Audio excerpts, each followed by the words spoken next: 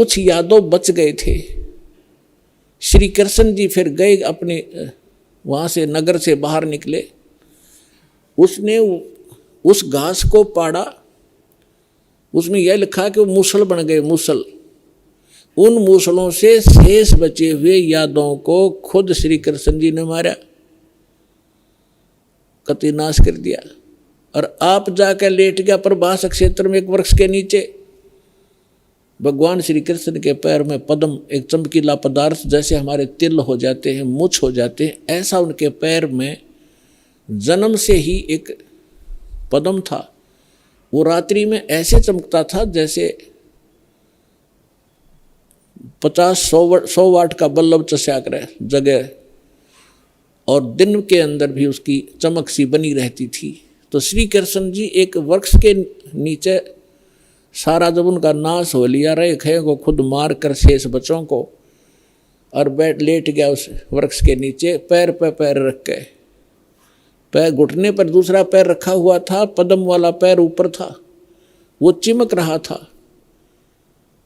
और वृक्ष की जो चारों तरफ जो टहनियाँ थी झुकी हुई थी, झुरमट सी बनी हुई थी। और वो शिकारी जिसने उस कढ़ाई के कड़े का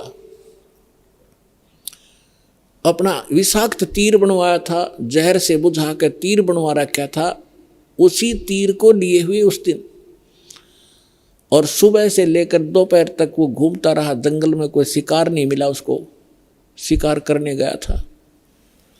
उसने क्या देखा कि वृक्ष की झुरमटें इतनी नीचे तक लटक रही थी, जमीन को छू रही थी। उनकी अंदर से उसने भगवान श्री कृष्ण जी के पैर के पद्म की एक चमक देखी। उसने सोचा कोई मर्ग बैठा है, हिरण, और उसकी आंख चमक रही है। यदि मैं इधर से उधर से जाऊंगा तो ये भाग जाएगा, कोई हिरण मुझे मिला नहीं है, क्यों ना यहीं से इसको मार डालूं। झुरमठों में से निशाना साध के मर्ग की हिरण की आंख जान के भगवान श्री कृष्ण के पैर पर तीर मार दिया विषाक्त। ज्यों ही तीर लगा, श्री कृष्ण जी कराहने लगे, रे मर गया रे, मर गया रे, मर गया रे। शिकारी ने सोचा किसी मनुष्य का लग गया भाई, ये तो बात बिगड़गी। दौड़ के आगे देखा, क्या देखा कि द्वारकाधीश मुकुट समेत वहां तड़फ रहा है। उस मुकुट आदि से वो पहचान गया कि ये राजा है। तब उसने करबद्ध होकर कहा कि भगवान मुझे गलती होगी, अनजाने में लग गया मेरी, आप तो अंतर्यामी हैं, आप सारी जानते हो, मेरी इच्छा नहीं थी आपको मारने की, मेरी कोई दुश्मनी नहीं थी आपसे, और ऐसे ऐसे मेरे से गलती होगी, मैंने आपके इस चमक को, हिरण की आंख जाना। तब श्री कृष्ण जी ने कहा, क्योंकि काल के हाथ में रिमोट, वह दिव्य दृष्टि दे दी कि भाई ये तेरा और मेरा कोई पिछला अकाउंट था, वो क्लियर हो गया। तेरा और मेरा पिछला हिसाब था, वो क्लियर हो गया, तेरा दोष नहीं। अब वो शिकारी कहने लगा, भगवान आपका और मेरा, आप राजा में रंक, आपका और मेरा क्या हिसाब हो सकता है। तब श्री कृष्ण ने कहा कि मैं श्री राम रूप में आया था राजा दशरथ के घर, और आप थे बाली सुग्रीव के भाई। उस समय मैंने आपको वृक्ष की आड़ लेकर धोखा देकर मारा था, और आपने जब कहा था कि आपने ये बदला देना पड़ेगा, आप युद्ध के नियम से फेल हो गए हो, तब मैंने कहा था कि तेरा बदला दूंगा। आज तेरा मेरा वो अकाउंट क्लियर हो लिया। अब यहां परमात्मा कहते हैं, बदला कहीं ना जात है इस तीन लोक के माही, सतगुरु मिले कबीर से फिर लेन देन कछु नाही। अब क्या बताते हैं कि तीन लोक के इन भगवानों ने भी अपना टिट फॉर टेट पूरा करना पड़ता है। तुम इनसे अपने संस्कार कटवाने की के लिए भक्ति कर रहे हो कि हमारा पाप कटे, हमें दुख दूर और सुख दे। ये अपने दुख नहीं दूर कर सके, तुम्हारे कैसे कर देंगे, भगवान कहा करते थे कबीर जी।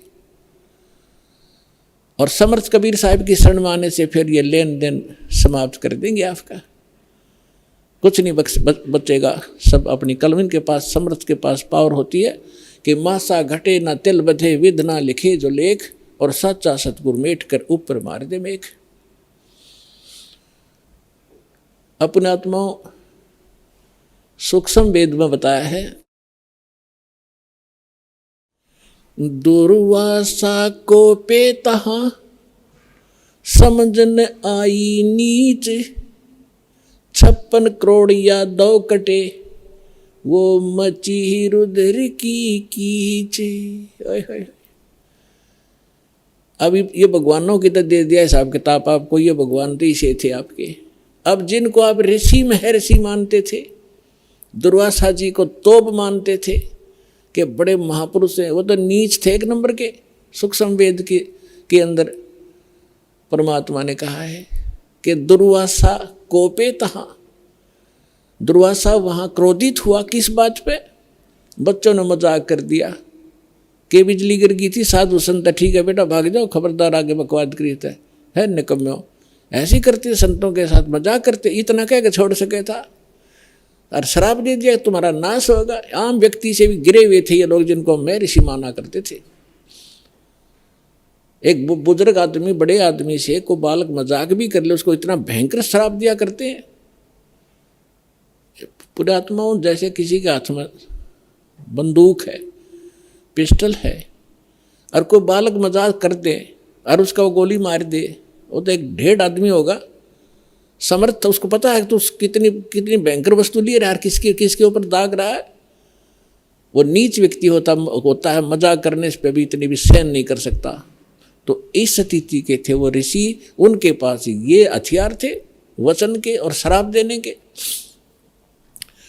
तो यहाँ सूक्ष्म वेद में लिखा है कि दुर्वासा को पे तहा क्रोधित हो गए और समझ न आई नीच, ये भी नहीं सोचा तू क्या करने जा रहा है। और 56 करोड़ या 2 कट गए और वह मची रुद्र की कीच, यानी रक्त की 11 माच की, खून की 11 मच की, 56 करोड़ आदमी जहाँ लाश हो जाए और नदी बह कर चल पड़े खून की, रक्त की। तो यहाँ पुण्यात्माओं, ना तो ये भगवान समर्थ जिनको हम पूजा करते, ना ये ऋषि एक अन्य के जिनको ज्ञान ही नहीं था, इनको ये नहीं पता भगवान कौन है। अब ये भगवान के लिए निकले थे घर से, साधना करेंगे, भक्ति करेंगे, अंगार अंगारों से शीतलता की खोज करने लगे। अंगारों पर चलने के अभ्यस्त हो गए। थोड़ी आँच को भी हम, थोड़ी ही आग को, आँच को हम सुख मान रहे। झूठे सुख को सुख कहे, ये मान रहा मन मोद, ये सकल चबीना काल का, कुछ मुख में कुछ गोद। तक हमें परमेश्वर का सही मार्ग नहीं मिलता, परम संत मिलते नहीं, तो ऋषियों के पास, गुरुओं के पास जाते हैं। सभी पहले तो अपनी धार्मिक क्रियाएं आपके ऊपर लाद देते हैं, आप भी दुख संकट निवारण के लिए उनको करना प्रारंभ करते हो। अंत में वे आपको ये जवाब दे देते हैं कि ये तुम्हारे प्रारब्ध में लिखा है, ये तो भोगना पड़ेगा। और उदाहरण देते हैं, जैसे भगवान विष्णु को श्राप दिया था नारद जी ने कि तू एक जीवन मेरे की तरह पत्नी के वियोग में बिताएगा। और वो दंड, वो श्राप, वो नारद जी के द्वारा दिया गया श्राप, श्री विष्णु जी अपना भी श्राप नाश नहीं कर सके, उसको भी उन्होंने भोगना पड़ा। श्री रामचंद्र रूप में राजा दशरथ के घर जन्म हुआ, विवाह होते ही वनवास हुआ। वनवास से 2 वर्ष के बाद ही सीता का अपहरण हुआ और लंका में निवास हुआ।